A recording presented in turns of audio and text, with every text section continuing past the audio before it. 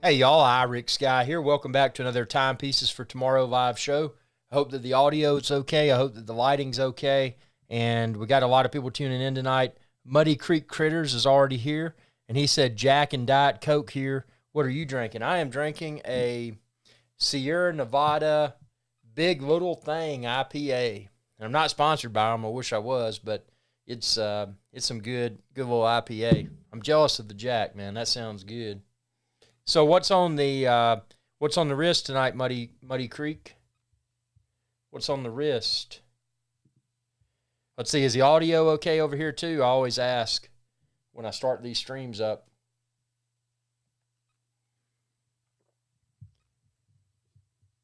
Five by five. Nice.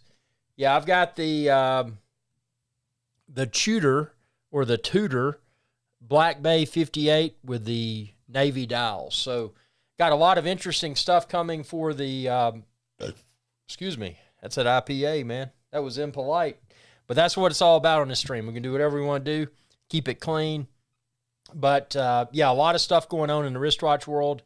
Omega, as we know, Omega, it's kind of old news now, but, I mean, they dropped some really impressive stuff. The most impressive drop from Omega, in my opinion, was the green Seamaster 300M, but they released a lot of other solid stuff as well. We got Watches and Wonders coming up. Tissot 1853. I tell you, man, Tissot, they are really popping out some really good stuff. Have you seen the new PRX with the PRX Chrono? I mean, the PRX is really good, and the Chrono is awesome. Yeah, Tissot is good quality at a good price point, and there's nothing wrong with that. I mean, we're all looking for for discounts, and there's no sacrifice in quality when you go to the Tissot. And I'll go as far as to say Longines has been releasing a lot of really good references as well. I think it's safe to say that Rolex and Tudor, they're getting too big, man. They're getting too big. I mean, I don't know how to say it in a more less combative way, but they're just getting too big, and they're getting they're rubbing a lot of people the wrong way.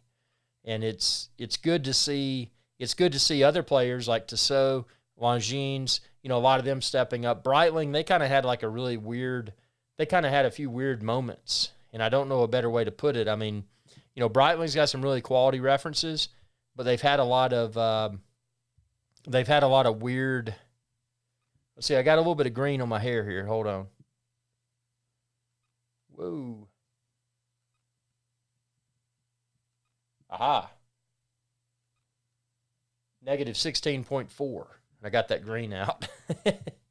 Yep. So, yeah, it's interesting to see what's going on in the wristwatch world right now. And I mean, one of the big things, and by the way, anybody, and it's not required, it's appreciated if you want to. If you want to join on Skype, I've got the link, and I'll drop the link again here. Nope, that's not the link. Oops. Hold on. Let me get the link. And you can do, if you want to do Skype, you can do audio only. You don't have to do face on video or anything like that. And you don't have to do it at all. I mean, we can just chat in the YouTube chat, and that's perfectly fine. Let's see, I'm getting that right there. I got the Skype link. Pop this back up.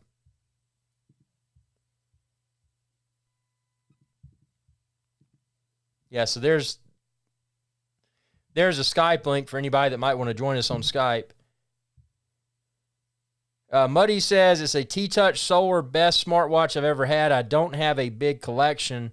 I have an Omega 2021 Speedy Sapphire Sandwich. Oh, Speedy. Can't go wrong with the Speedmaster, man. That's a really good choice. And a few Seiko. And then we got and a Movado. Movado's interesting. It's kind of, one thing you can say about Movado, they've got a very distinct design language. When you look at a Movado, hey, that's a Movado on somebody's wrist. I mean, it's easy to pull out. NATO, welcome aboard. NATO, good to see you again, sir. Hey, and NATO, if you want to tune in, and this goes to everybody, if you want to join on Skype, I dropped the link, and we can, we can chat. We can correspond in real time, face on video or audio only, or we can just chat in the chat box. That's fine as well. I don't care. But yeah, a lot of cool stuff. A lot of cool stuff going on, and something I want to pop up here real quickly. And this has blown my mind. I mean, this has literally blown my mind. Let's see. We're going to search right here for Omega by Swatch. Actually, I should say Swatch by Omega.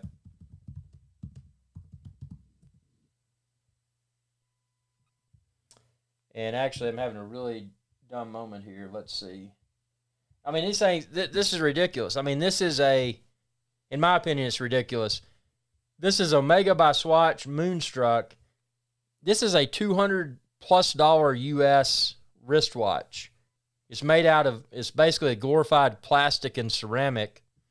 And these things are selling at it's a ridiculous premium. I mean, just look at that. and it, it begs the question, is this something that's going to be discontinued? Is it something that's going to, be, not available online? So if you're not familiar with it, what Swatch did, they did the Moon Swatch, is what they call it. So they released today, and if you're not aware of this, they were only available in the Swatch boutiques. And if you look at a map, there's not a lot of Swatch boutiques. I mean, unless you're in a big metropolitan area, and even if you are, there's still not maybe a Swatch boutique. And Muddy says, LOL, FDOR, that price, you can get a real one. Yeah, NATO says it's ridiculous. Yeah, you're right. I mean, these things, and I've been watching, I'm big into marketing and that sort of stuff. And this fascinates me to think that, these are 200, these are below $300 US. And NATO says, yeah, I'm sure they're not even worth the $250 they're asking. I mean, no, I agree. And this is a prime example of how collectors want something because of supply and demand. I mean, and I'm not insulting this. I mean, I like Omega. I like the Seamaster. But to see something that just hit the Swatch stores today for under $300, yeah, NATO says, oh, I wonder where they're made. Yeah, these are not, it's cool. It's a cool factor. If I could go online and order one, I would definitely do it. Hey, I may even order a couple. But the fact that this is a glorified piece of plastic with a quartz movement, and you can replace the battery, but the movement, to my knowledge, is non-serviceable. So, people that are buying this, they're not buying it to wear. They're buying this speculatively, in my opinion. They're purchasing it because, if they're buying it from MSRP, that's fine. And Muddy Creek Critter says they probably have a $50 movement. Hey, if even that, probably not even that much.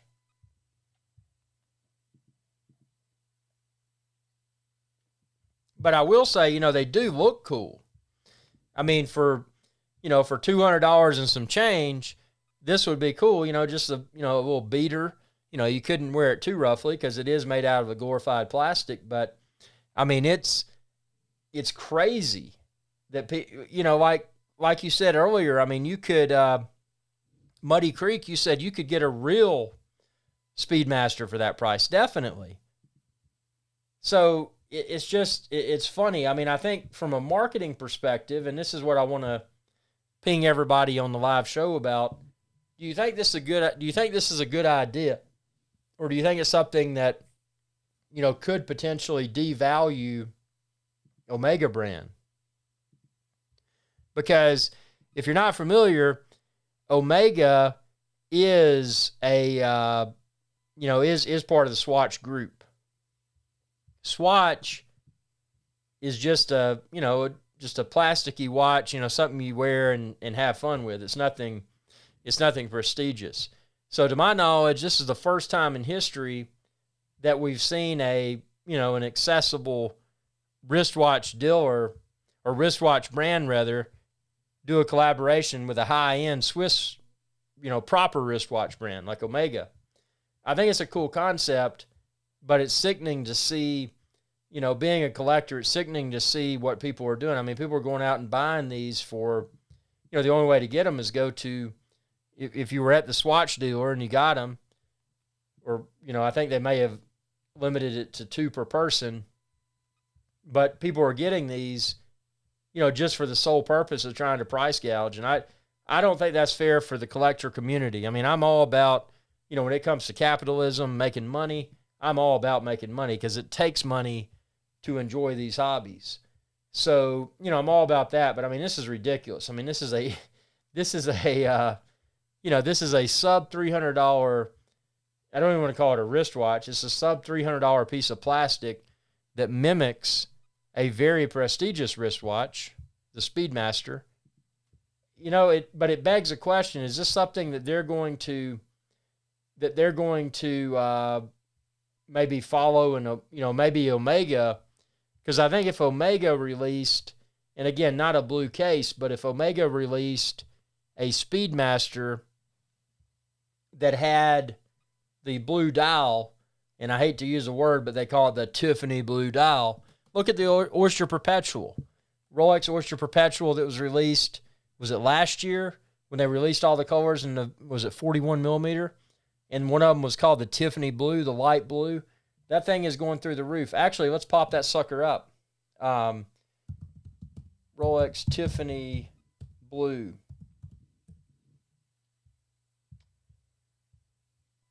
Let's see. Actually, let me correct myself here.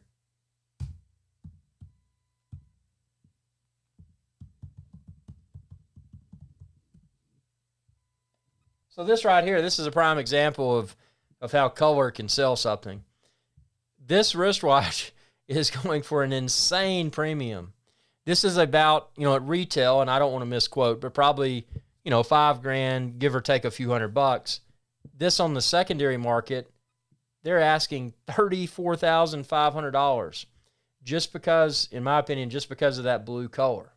So imagine if Omega, the Swatch by the Omega by Swatch has it was called Mission to Uranus that has the blue colored dial.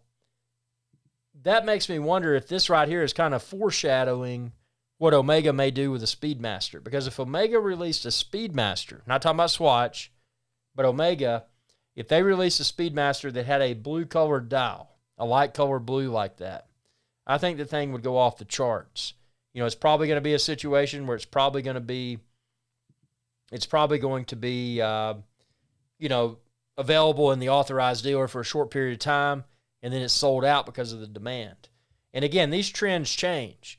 What's hot right now may not be hot in the future. And I mean, there's so many different schools of thought with wristwatch collecting, and we're going to get into that here in a minute. Let's see. We've got Muddy says, I believe anything that gets people talking about your products and brands is good for your business. No doubt. Anything that creates a conversation is good. Anything that creates a conversation is good. Muddy Creek says, specifically long term, it's just going to be a worthless piece of plastic, nothing like an actual Speedmaster. No, you're right. I mean, these things have a lifespan. The thing is, to my knowledge, it's not a serviceable case.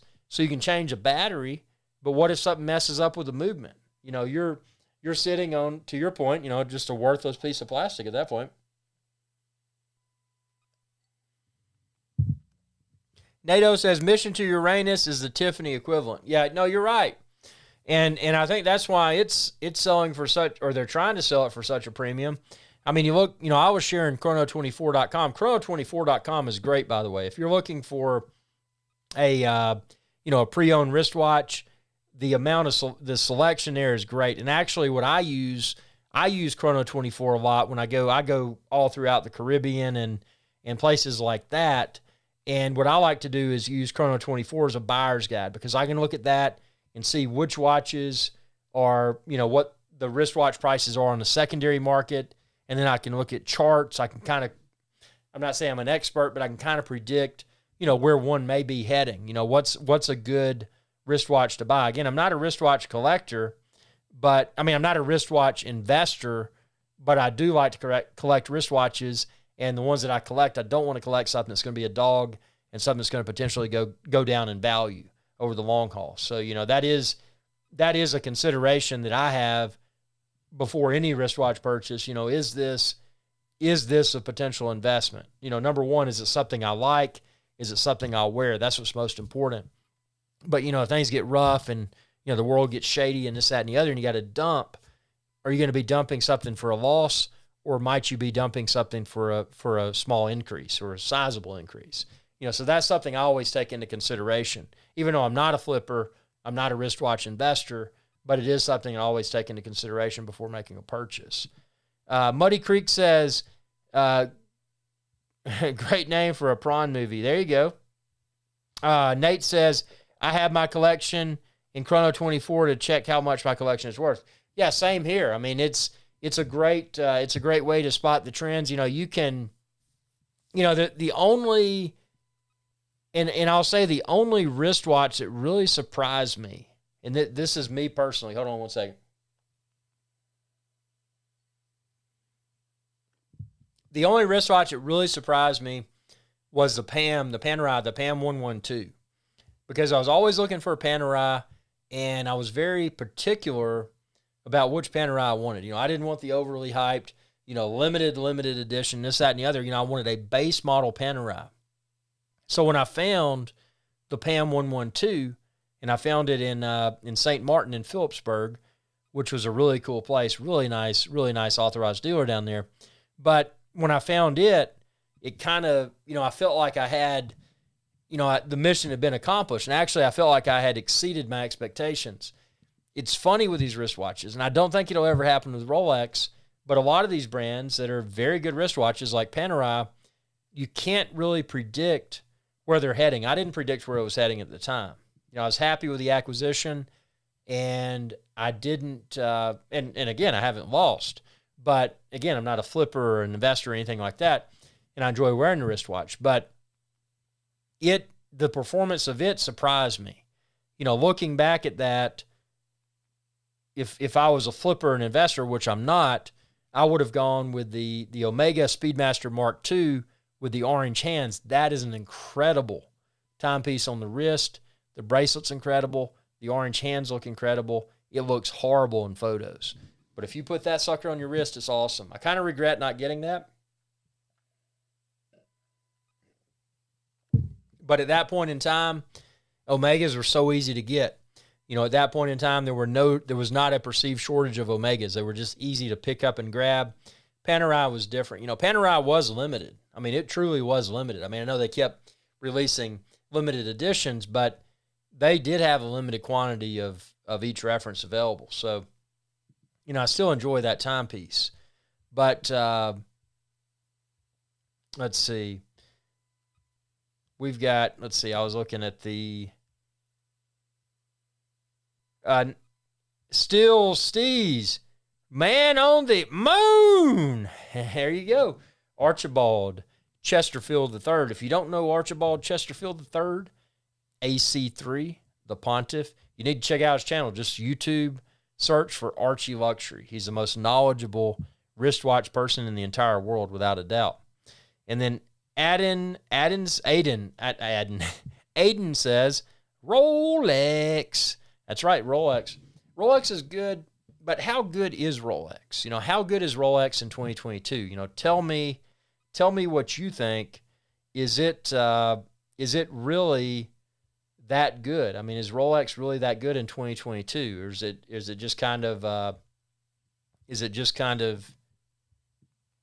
it become kind of mainstream now? Is Rolex good? Is Rolex, whatever?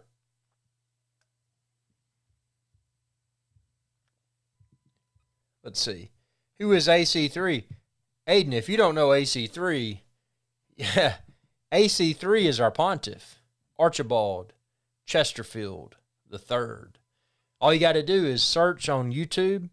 Just search for Archie Luxury, and you'll find his channel. He's the most knowledgeable wristwatch person in the world. He just got back. He's a celebrity. He just got back from the London Watch Show in London, England. So he's the top of the tier, man.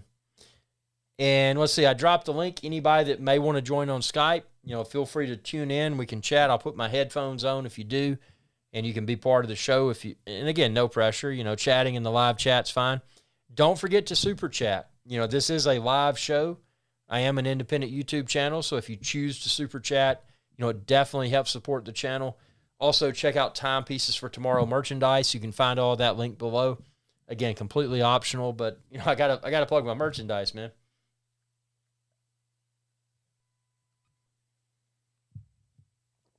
But yeah, interesting things, Brian. We've got the Watches and Wonders. So Tudor's about to release some new references, and I'd be curious to see, what y'all in the audience today, what y'all think. What is Tudor going to release in 2022? If you haven't seen their marketing video, my take on it is probably an Explorer type wristwatch based upon the mountainous terrain and this, that, and the other. It's probably going to be, because a Rolex Explorer is what the guy wore when he summited Everest. So, that video from Tudor suggests that. I think and I hope that Tudor releases a Black Bay 58 GMT. I love the Tudor Black Bay Chrono that I have in a reverse Panda. It fits great, proportionally correct. 7.5-inch wrist is great. But I dislike the traditional 41 millimeter Tudor Black Bays. The non-chronos. I think they're too thick, too tall on the wrist. This right here on my wrist today is a Tudor Black Bay 58 in navy. So it doesn't have a date. It's just a simple wristwatch, but I like it because the proportions are correct. And it's great. And I think if they release a GMT in this, in the 39 millimeter, I think it would be awesome. Even if they bumped it up to 40, that's fine. But I think if they do that, they need to somehow reduce the thickness. And they reduce the thickness of the Tudor Black Bay Chrono. The older Tudor Black Bay Chronos, before they had the Panda and the inverted Panda, they were thicker. And how they did that, they put the dial closer to the sapphire crystal. So if they did something like that with a Tudor GMT, I think it could work. Muddy says, there is a huge mystique with the Rolex brand, but I think there are comparable brands that have better or equal engineering that are more available to those without a huge bankroll. And, immediately what comes to mind when you say that,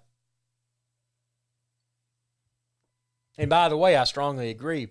Omega is the first one that comes to mind because Omega builds just a rock solid timepiece.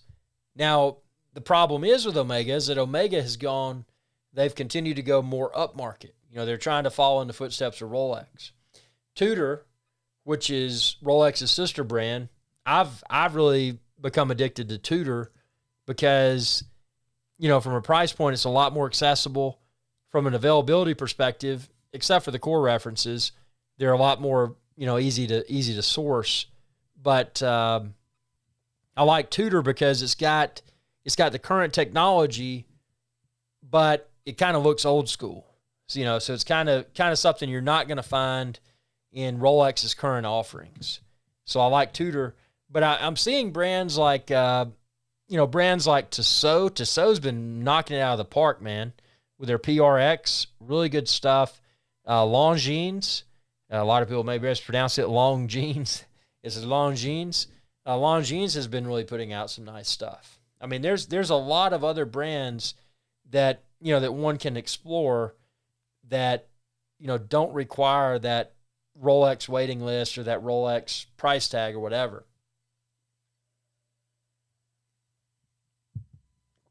I mean, I'll be frank with you, if I was just starting out now, or if I was just starting out a few years ago, there's no way I would have any Rolex. I mean, these things are expensive, man. I mean, and it wasn't that way in the past because you could negotiate, you could get a steep discount, you could do that.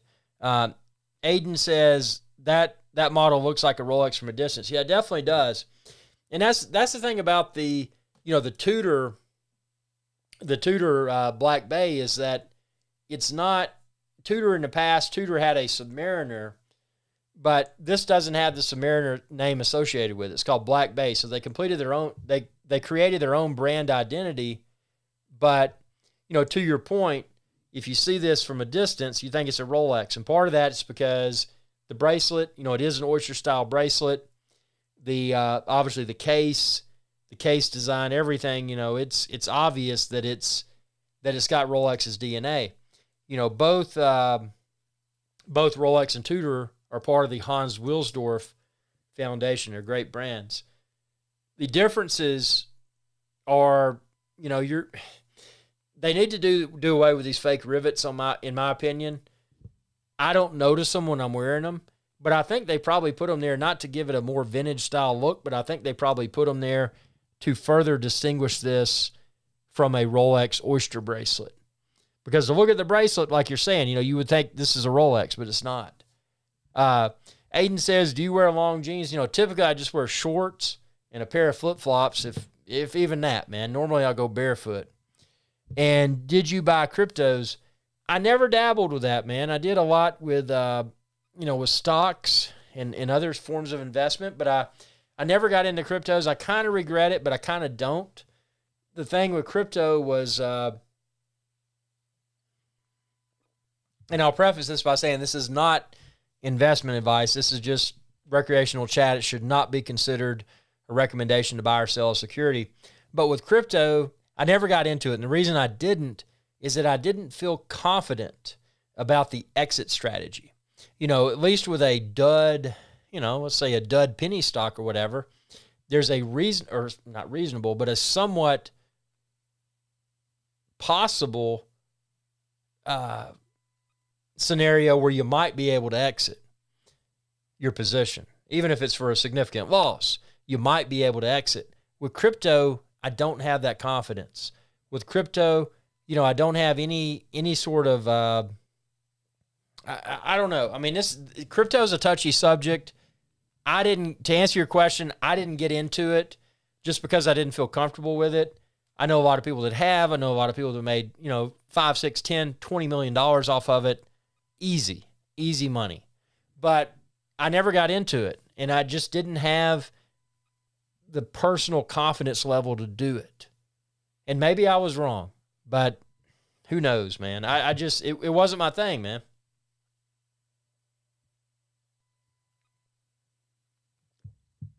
So, yeah, we got Watches and Wonders coming out. That's going to be a big show. Expecting a lot of new things from Tudor.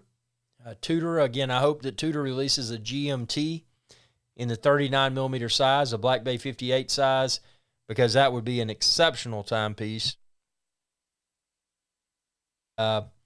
Muddy says, I started mining Bitcoin in 2011, never looked back. Hey, all power to you, man. 2011, I was doing, I wish I had been doing that. I was all about the physical metals, you know, the silver and the gold and all of that. And congratulations. I mean, 2011, you were doing that, dude. Excuse me. Again, nothing scripted on this show. I just tell you how it is. And I'm going to pour another one of these bad boys. The Big Little Thing IPA. And I'm not sponsored by them. I'm just drinking their beer. Woohoo. That's a pour, man.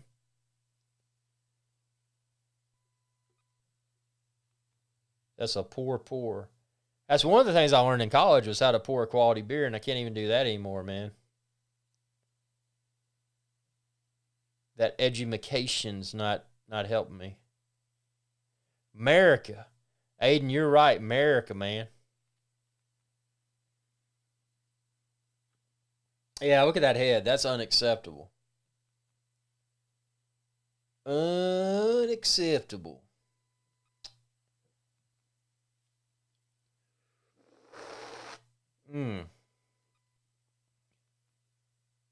But I'll drink it anyway because you don't want to waste.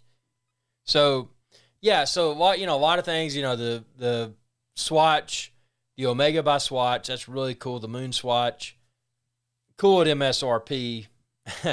I'm not a buyer anything above that. I never pay above MSRP.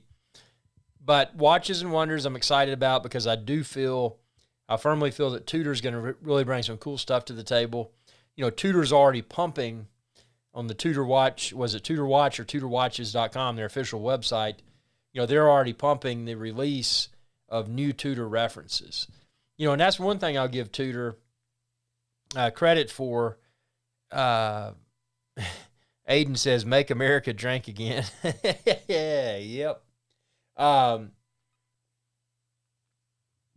Tudor is more creative than Rolex. You know, they're not, and there's nothing wrong with, you know, sticking to a proven excellent formula. I mean, the wristwatches that Rolex pumps out are excellent, and it's nothing too, you know, out there. You know, they're pretty safe. You know, the most radical move that Rolex has made recently, in my opinion, was the Milgauss. I mean, that's kind of a different animal. That, and then also the Sky Dweller. Actually, the Sky Dweller is the most complicated Rolex. Jake, welcome aboard, sir. Terry Peppers. If you don't know Jake is famous for the Terry Peppers foghorn video. So if you're looking to hear a foghorn, check out Terry Peppers' foghorn video.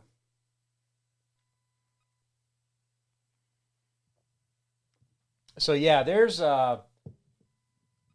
Tudor is what I'm excited about here in the next few weeks because I have a feeling they're going to release some solid stuff.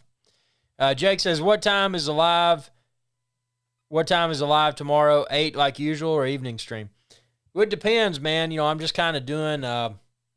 Actually, I'm in the construction business, so I got another another studio that I'm building. So I got to build my studio, and I'm going to have more frequent live shows. You know, right now I'm in a studio, but it's not my permanent studio, so I'm kind of floating around. Muddy says, "Do you collect any vintage or modern pocket watches?" You know, it's interesting you asked that. I've never owned a pocket watch, and I was looking at them on chrono24.com. Do you have any pocket watches, and which ones do you recommend? And let's see, what do we have here? Wow, we got a ton of people tuning in, man. Tuning in. The studio is getting packed, man. That's a good thing. Got to have this audience. Aiden says, "Irish guy for president." Actually, you know what? I would never accept that responsibility. If somebody said, "Hey, man, you need to be the president," you know, we're just gonna put you in the office, I'd be, nope, not gonna do it. Because as soon as you put yourself in the office, then you become a target. But if I was the president, I would improve the economy because it's awful right now. Jake says, "And a historical one too, but I'm more famous for my train videos of CN and Via Rail Canada. Just had a bunch of videos posted yesterday." Still C says, "What do you think it's going to be? 36 millimeter Tudor Ranger?" I don't know if it's going to be a 36 millimeter Tudor Ranger because, you know, I think now I'm going to go with like 39. You know, I think 39 to 42 is pretty much a standard for men's watches. So I'm going to guess that. Muddy Creek Critter says Elgin. I just have a vintage Elgin for my grandfather. That's it. Very cool. Yeah, I've seen the Elgin pocket watches. Those are extremely nice, man. Still says, "Is it true that a guy wore a Smith's watch and not an actual Explorer?" I've heard something about that. I've heard a lot of conspiracy theories surrounding the Rolex Explorer. And was it Mount Everest is where they allegedly went or whatever? You know, when it comes to marketing, Aiden says Tudor Chrono. Yeah, Tudor Chrono. Tudor Chrono. Speaking of Tudor Chrono, I ought to slap it on my wrist. I've got the Black Bay 58. The only two Tudors that I own currently, I've got the Black Bay 58 Navy that's on the wrist and the Tudor Black Bay Chrono Inverted Panda, or the Tudor Black Bay Chrono Reverse Panda, whatever you want to call it. You know, the one with the black primary dial and the silvery white subdials. That is a phenomenal timepiece. And if you don't, you know, if you look at it on the website, if you look at it in videos, you know, until it hits your wrist, you can't really appreciate how comfortable it is and how good it looks. And most importantly, how proportionally correct everything is. You know, my fear is that the Tudor Black Bay Chrono is going to be too large. The current reference, the Panda or the Reverse Panda, is great. I mean, it's awesome. I mean, I can wear it. I can wear this Tudor Black Bay 58 and 39 mil. I can wear a Rolex Submariner in 40 mil. I can wear the the Tudor Black Bay Chrono Inverted Panda in 41 millimeter and feel fine with all of that, and it's no problem. Still says, yeah, I'm fine with 40 or 39. GMT on that would be absolutely class. Blue dial and black bezel 39 or 40 millimeter GMT. Yeah, I agree. 39 or 40 millimeter would be awesome. One of the things that, you know, and a lot of people have said this, and I don't want to claim ownership of the statement, but, you know, a lot of people have said, hey man, it's just cool, you know, how the Tudor Black Bay 58 dissolves on your wrist, you know, how it disappears on your wrist. That's one thing about this. The case proportions, and I've got a 7.5 inch wrist of the Black Bay 58. It's perfect. You know, you don't have the crown guards.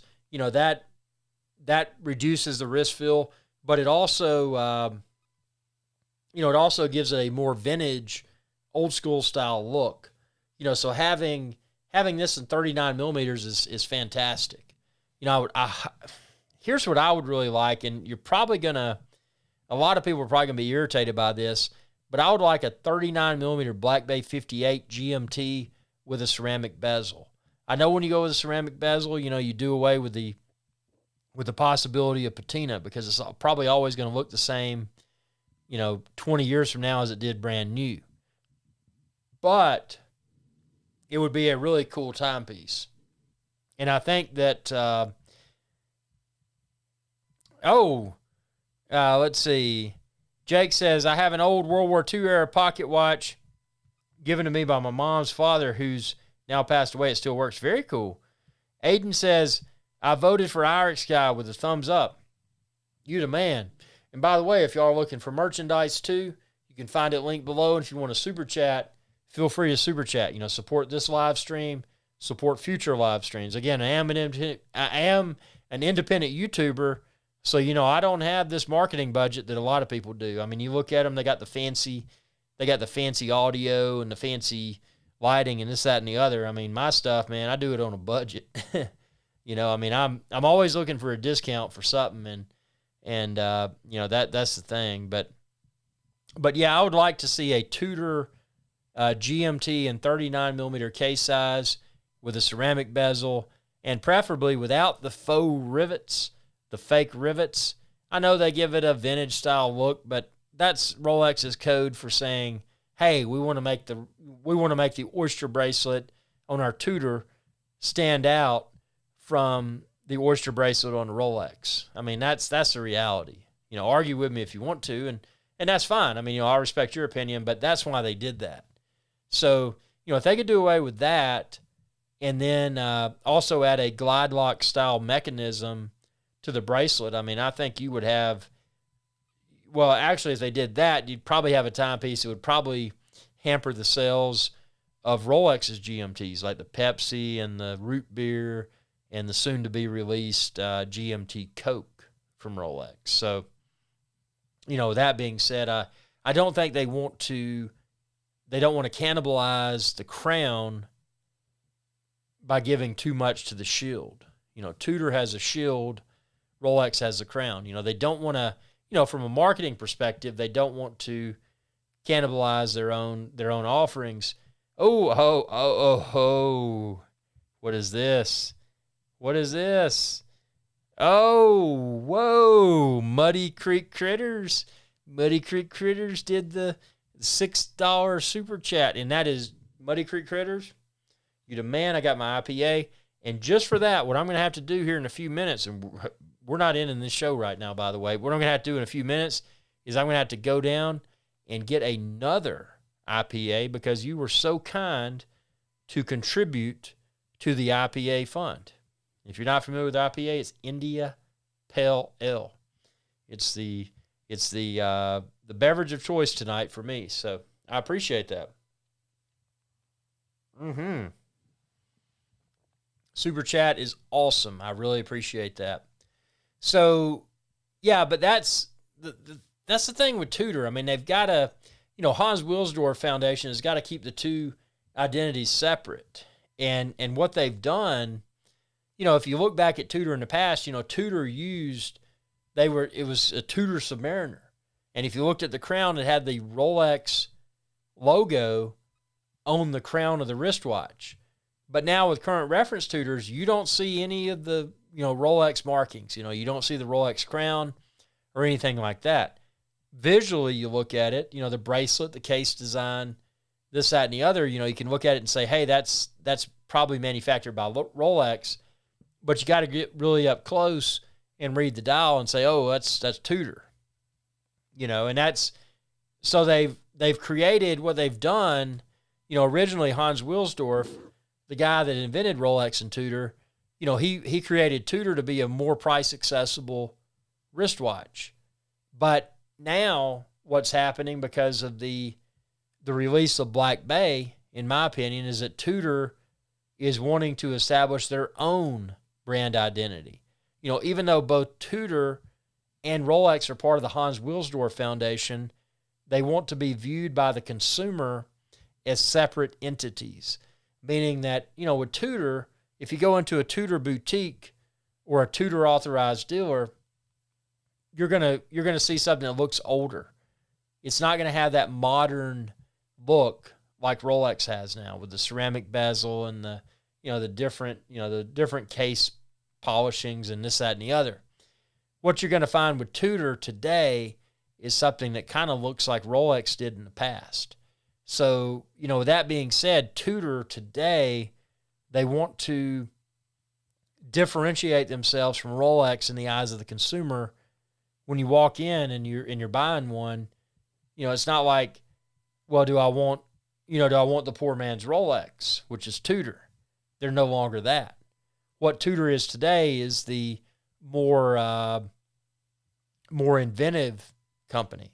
They're going to go out and create a wristwatch that may or may not succeed, whereas Rolex wouldn't take the risk. Rolex has a proven formula. Rolex may release a completely new reference like they did with Skydweller, but they're not going to take unnecessary risk. That is where Tudor comes into play. And, Tudor's motto is, what is it, born to dare? I mean, take it for what it's worth, but the bottom line is that, marketing speak aside, Tudor has done a bang-up job since they released Black Bay. And, when I purchase a Tudor, when I wear a Tudor, I don't feel like I've made a compromise. Now, if I didn't have a Rolex first, I probably would be like, well, I should have saved, got the Rolex, And see, that's what they want you to think from a marketing perspective. Aiden says Daytona is good. Yeah, I like Daytona. Good luck finding a Daytona. So I'll stick with my Baytona or my discount Daytona, which is my Tudor Black Bay Chrono, which I really like it. I like it. I'm not going to say I would like it better than a Daytona, but if you put branding, here's the way you got to look at it. If you took a brand off of the dial, if you took a brand off of the bracelet, if it was just an anonymous piece that, one could put on their wrist, they didn't know about who made it, was it a high-end manufacturer, was it a poor man's manufacturer, whatever. If you just put it on your wrist, you looked at the case proportions, you looked at the finishings, you looked at the, just the overall aesthetic of that timepiece on your wrist, which one would you like? And to be frank, in that scenario, and this has nothing to do with Tudor versus Rolex, but I would say Rolex Daytona simply because I like the case proportions and I like the fact that it has 3 subdials, whereas I do like my Tudor Black Bay Chrono, but the Tudor Black Bay Chrono has 2 subdials, 9 o'clock and 3 o'clock position. And at 6 o'clock, it does not have a subdial, but it has a date. Without a date magnifier, without a date cyclops, which I like. I hate the cyclops. Personal preference. I do not like, Rolex watches that have a date cyclops. I think it's not my thing, man.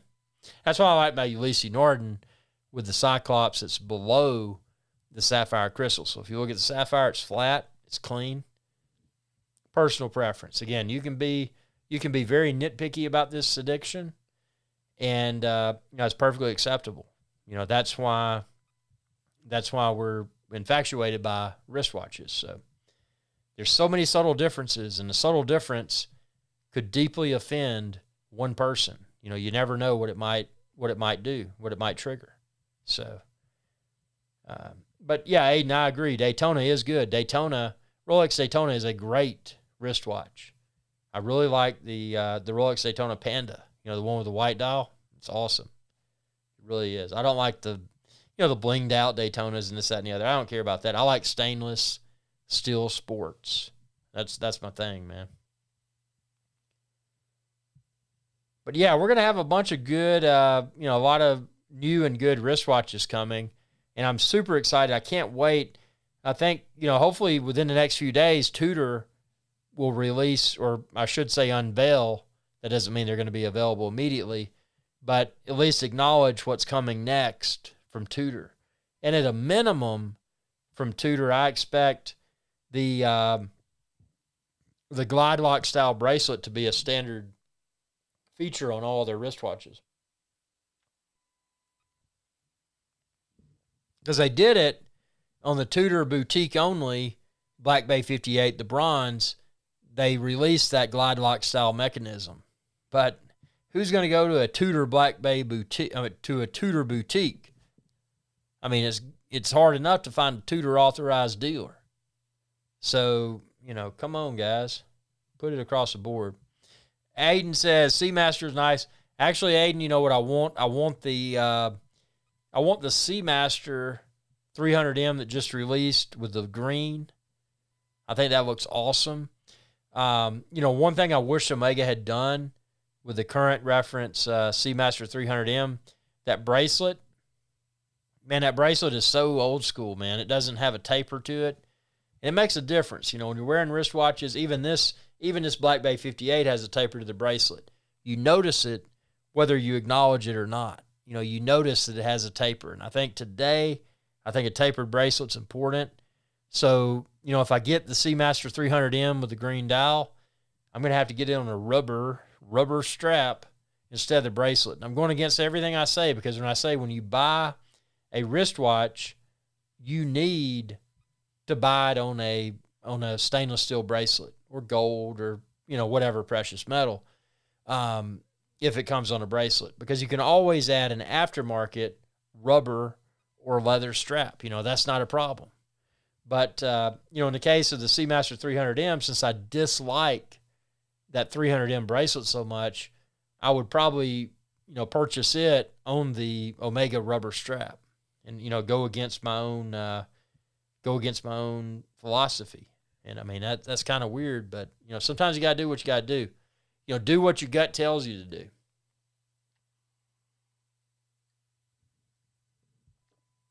But, yeah, well, we've been here for about an hour. I appreciate the super chat.